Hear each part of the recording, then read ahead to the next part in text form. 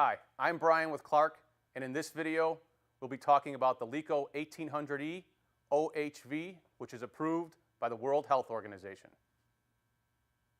The first step is to use a Phillips screwdriver to unscrew the 12 screws around the base of the machine.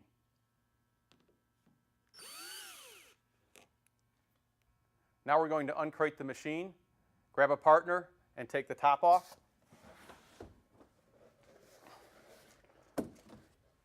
And next, the main casing.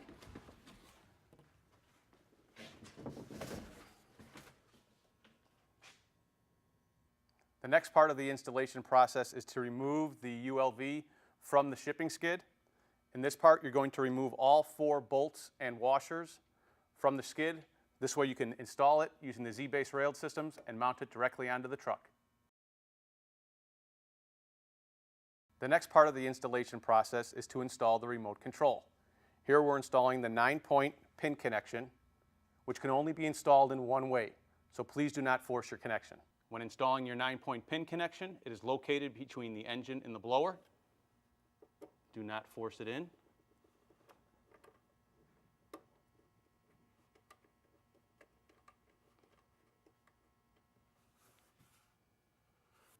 The next part of the installation process is installing the remote through the truck. In this part, you'll need a 5 to 6 centimeter hole saw.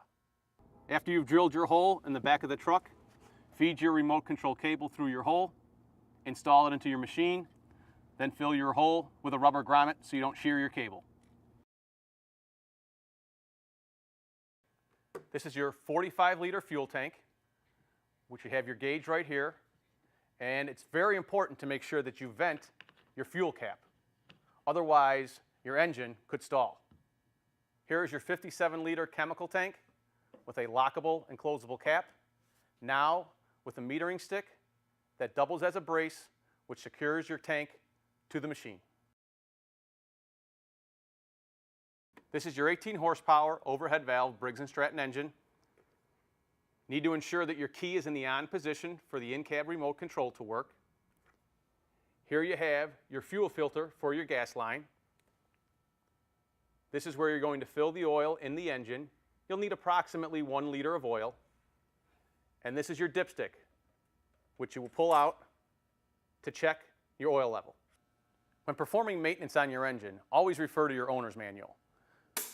When changing the air filter on the engine, this is where it's located. When changing your oil on the engine, this is your drain plug where you'll remove the plug to drain your oil. This is your spin-off oil filter to put a new filter on the engine. Lastly, this is your throttle arm. You'll use this to increase and decrease the RPMs of the engine. In between your engine and your blower is your direct drive coupling. Located on the guard is your tiny tack and a pressure gauge. Going back to the engine, when you increase or decrease using your throttle arm, you're going to increase the RPMs, which will be reflected on the tiny tack, and that also will increase or decrease your pressure. The reason we do this is to increase or decrease the droplet size coming out of the nozzle. Lastly, you'll see on the outside of the guard here is your spray switch. This is where we're able to pull from either the spray tank, the chemical tank, or your flushing tank. Now we're at our roots blower, which is generating 350 CFM coming through our air mast here up to our nozzle. We keep our nozzle at a 45-degree angle when mounted on the back of the truck. You may need to increase that to a 50 or 55-degree angle if you have it on a trailer. Our nozzle rotates 360 degrees. Our chemical is then injected into our air blast, shattering it into our ULV aerosol mist. When performing maintenance on your blower, again, always refer to your owner's manual. When you're doing so, you're going to remove this drain plug here on the bottom. Once all your oil is drained, put your drain plug back in. Then this is your fill plug. You're going to remove your fill plug and put in your oil here from the top. It's important to use 30-weight non-detergent oil. That's very important. You need to remember that. Once you fill it and you see oil start coming out of this level, stop filling, put your plugs back in, and your oil has been changed. When performing maintenance on the blower, you also have 2 grease fittings, one on the top and one on the bottom. Get your grease gun, insert new grease to both of your fittings, until on the back end of this blower, you see nothing but fresh grease come out. Lastly, as you remove your wing nut, you'll see your stainless steel air filter here on the blower. Again, refer to your owner's manual, how often that needs to be changed and cleaned. Here we have our flush tank and our weatherproof battery case. Here your flush tank is clearly labeled on the bottom of the machine. It's a 3.8 liter flush tank. Here you want to put your Clarke flushing solution. The reason we use that is that it cleans and lubricates your lines and your pump. At the end of the evening, after your spray mission is complete, with the machine still running but turning the spray off, exit your vehicle, make sure you put your hearing protection on, go to the front of the machine, turn your toggle switch from spray down to flush. Come back into the vehicle, turn your toggle switch up, and flush out your machine for about 2 to 3 minutes. Again, that's to clean and lubricate your lines in your pump. After that's done, it's very important to make sure you turn your spray switch off first and then power the machine down. Here's your battery case. You want to put a 12-volt automotive battery in here, and it's extremely important to make sure you hook up the red to positive and the black to negative. That's very important. Lastly, here you see your inline strainer. Any chemical that comes out of your 57-liter chemical tank is automatically strained through this inline strainer prior to it entering your pump. Again, perform maintenance on this strainer per the owner's manual. This is your PDS box, which is your constant volume flow control system. PDS stands for Precision Delivery System. And inside this box, you'll find your FMI lab pump, which is pulling your chemical from your chemical tank to your nozzle, performing the spray for us. As we zoom in closer here to the pump box, we see on the outside here we have our 12-voltage regulator. What this does is it ensures that any spikes to the pump will ensure that we have only 12 volts to the pump, having a constant flow to our nozzle. Here on your pump, you can see this arbitrary scale of numbers from 0 through 9. Please refer to your owner's manual to see which number coincides with the flow rate you desire. Here we have our pulsation dampener, which ensures a constant flow from the pump to our nozzle. Here we have our pressure switch. Therefore, any low pressure or high pressure in our chemical lines will shut down the pump, hence shutting down our machine for safety.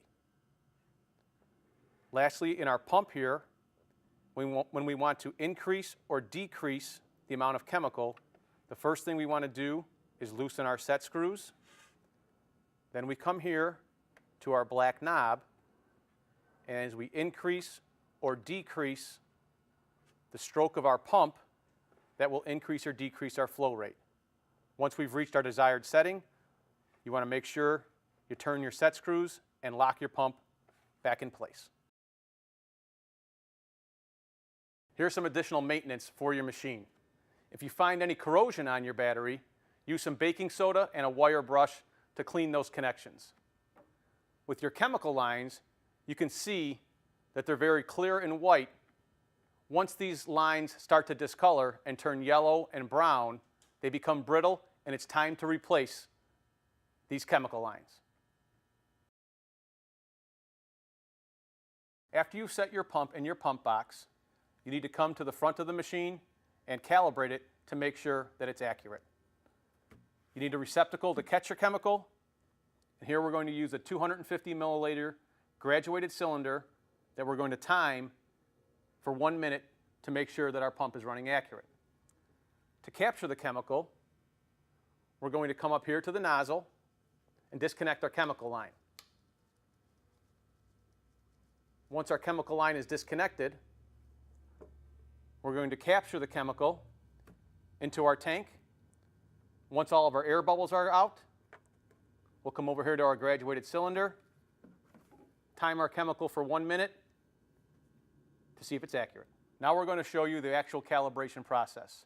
Before you begin the calibration process, take the rain cap off the front of the nozzle, and then make sure you put your ear protection on.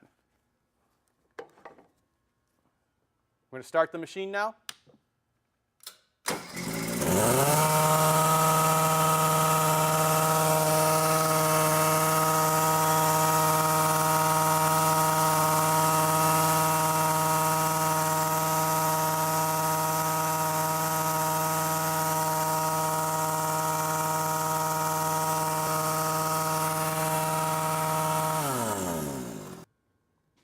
Then you'll measure your chemical and see if it's accurate with the pump.